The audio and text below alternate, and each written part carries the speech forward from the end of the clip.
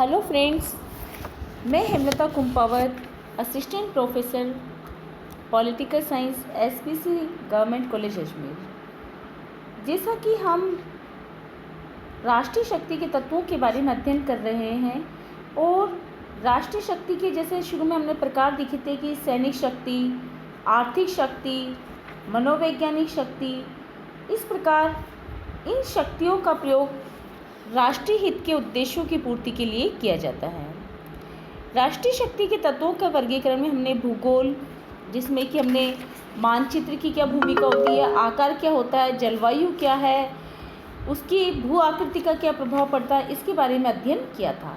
इसके पश्चात हमने किसी भी राष्ट्र में प्राप्त होने वाले प्राकृतिक स्रोतों के बारे में अध्ययन किया था कि प्राकृतिक स्रोत क्या हैं, जैसे खनिज पदार्थ हैं, पशु उत्पादन है, खाद्यान्न है, जनसंख्या, ये सारी चीज़ें हमें प्राकृतिक संसाधनों में देखने को मिलती है और इन्हीं प्राकृतिक संसाधनों पर हमारे देश की, किसी भी देश की राष्ट्रीय शक्ति निर्भर करती है।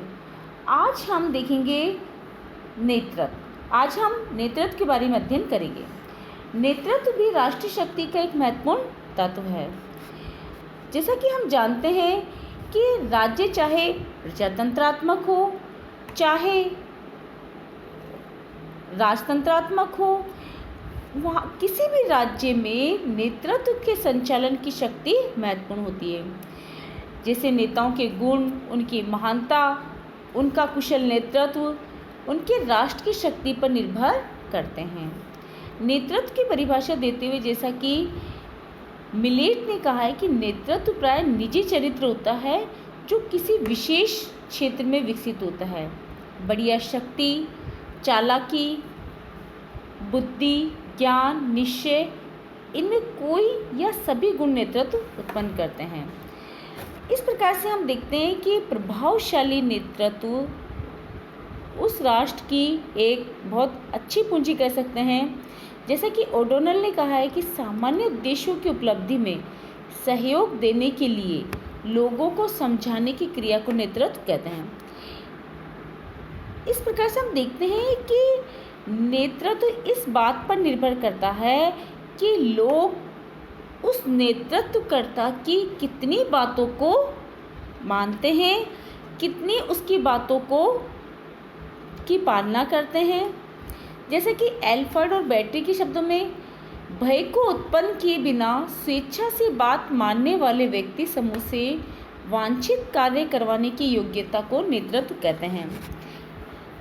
यानी कि बिना भय के अगर कोई समूह, व्यक्ति या व्यक्तियों का समूह वो कार्य करने के लिए तत्पर हो जो कि उस राष्ट्र का नेता या नेतृत्व चाहता है, तो वह अच्छा नेतृत्व कहा जाएगा।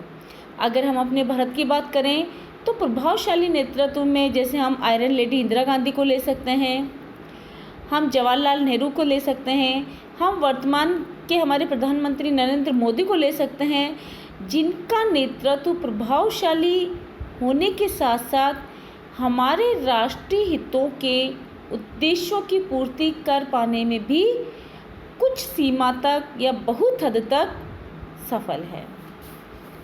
जैसा कि मैकाइवर और पेस ने कहा है कि नेतृत्व शक्ति की एक ऐसी योग्यता है जिसका संबंध उसके पद से संबंधित न होकर उसके व्यक्तित्व से होता है। अर्थात ऐसा नहीं कि हमने प्रधानमंत्री पद प्राप्त कर लिया या हमने राष्ट्रपति पद प्राप्त कर लिया या हमने राजा का पद प्राप्त कर लिया तो वो नेतृत्व की शक्ति स्वतः ही हमारे पास आ जाएगी। ऐसा नहीं है। यह तो व्यक्तित्व पर निर्भर करता है कि कैसा नेतृत्व है, ना कि पद से संबंधित है। तो इस प्रकार से हम देखते हैं कि नेतृत्व किसी भी राष्ट्र की महत्वपूर्ण पूंजी होती है। सीमित संसाधनों से, सीमित प्राकृतिक संसाधनों से अगर कम भी हो और बहुत अच्छा और कुशल नेतृत्व हो तो उसके बाद भी उस राष्ट्र के हितों की पूर्ति संभव हो सकती है। नेक्स्ट हम बात करेंगे नेतृत्व के क्या लक्षण है, अर्थात कौन कौन से ऐसे लक्षण हैं जो कि नेतृत्व या कुशल नेतृत्व के हो सकते हैं। जैसे पहला है प्रभावित करने की शक्ति।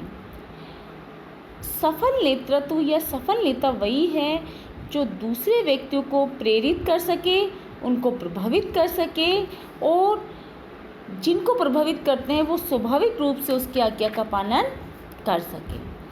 इसी प्रकार से दूसरा है प्रभावशाली नेतृत्व। अर्थात हम सभी जानते हैं कि नेतृत्व एक चहुमुखी व्यक्तित्व की मांग करता है, और अगर किसी व्यक्ति का नेतृत्व प्रभावशाली है तो वो अपने राष्ट्रीय हितों के उद्देश्यों की पूर्ति अच्छे तरीके से करेगा, और यदि उसका नेतृत्व प्रभावशाली नहीं है तो अन्य संसाधन होते हुए भी वो अपने राष्ट्रीय हितों की पूर्ति उस प्रकार से नहीं कर पाएगा। इसी प्रकार से नेक्स्ट है आदर्शात्मक नेतृत्व। अर्थात नेतृत्व ऐसा होना चाहिए कि वो अनुयायियों के समक्ष एक उदाहरण दे सके अपनी ईमानदारी का, अपने आदर्श का, अपनी सच्चरित्रता का, ताकि लोग प्रेरित होकर उस नेतृत्व की बात मानने की कोशिश करें और उस नेतृत्व को अपनाने की कोशिश करें। लास्ट है समन्वयकारी नेतृत्व। अर्थात विभिन्न विचारों में, विभिन्न दृष्टिकोणों में यदि नेतृत्व तालमेल बिठाने में या समन्वय करने में अगर सफल होता है तो वह समन्वयकारी नेतृत्व कहलाएगा, और समन्वयकारी नेतृत्व किसी भी नेता के लिए आवश्यक है, क्योंकि हम जानते हैं कि एक ही देश में विभिन्न प्रकार के दृष्टिकोण होती हैं, विभिन्न प्रकार की विचारधाराएं होती हैं, विभिन्न प्रकार के विचारधाराओं के साथ साथ विचार होते हैं। तो इन सब में तालमेल बैठाना बहुत बड़ी बात होती है, और जो नेता या जो नेतृत्व इनमें तालमेल बैठाने में सफल हो जाता है तो वो बहुत अच्छा अपने राष्ट्रीय हितों की पूर्ति कर पाने में भी सफल होगा। इसी कारण पामर और पार्किंस ने कहा है कि नेतृत्व एक लचीला शब्द है, इसका प्रयोग अनेक अर्थों में किया जा सकता है, किंतु इस अर्थ में ये राष्ट्रीय शक्ति का तत्व है और इसमें अनेक व्यक्तियों को सम्मिलित करना चाहिए। नेतृत्व के गुणों पर सैनिक संभावनाओं का विकास निर्भर करता है। अब प्रश्न उठता है कि क्या शांति काल में भी नेतृत्व की भूमिका इम्पोर्टेंस होती है? तो बिल्कुल होती है। शांति काल में नेतृत्व द्वारा राष्ट्रीय शक्ति का विकास किया जाता है।